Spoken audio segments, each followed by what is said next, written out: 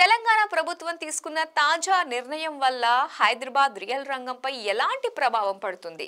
Real estate రంగం అందిస్తున్న exclusive స్టోరీని ఇప్పుడు చూద్దాం. ఎట్టకేలకు తెలంగాణ రాష్ట్ర ప్రభుత్వం ఒక చక్కని నిర్ణయం తీసుకుంది. మోసపూరిత రియల్టర్స్ నుంచి కొనుగోలుదారుల్ని రక్షించడంలో ఒక అడుగు ముందుకేసింది.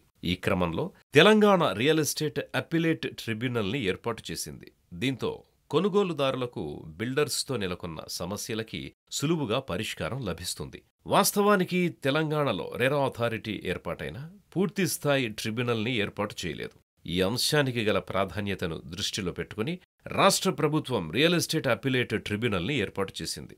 దీంతో నిర్మాణ రంగమంతా హర్షం వ్యక్తం చేస్తోంది.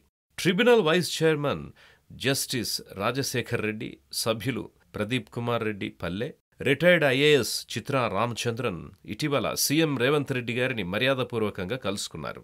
ఈ సందర్భంగా సీఎం ఒక్కటే చెప్పారు: రెరా చట్టాన్ని కఠినంగా అమలు చేయండి అని. ఇంటి కొనుగోలుదారులు మోసపోకుండా రెరా చట్టాన్ని అమలు చేయాలని ఆయన సూచించారు. మొత్తానికి తెలంగాణ రాష్ట్రంలో ఇంటి కొనుగోలుదారులు మోసపోయే అవకాశం గణనీయంగా తగ్గుతుందని రియల్ ఎస్టేట్ గురు భావిస్తోంది.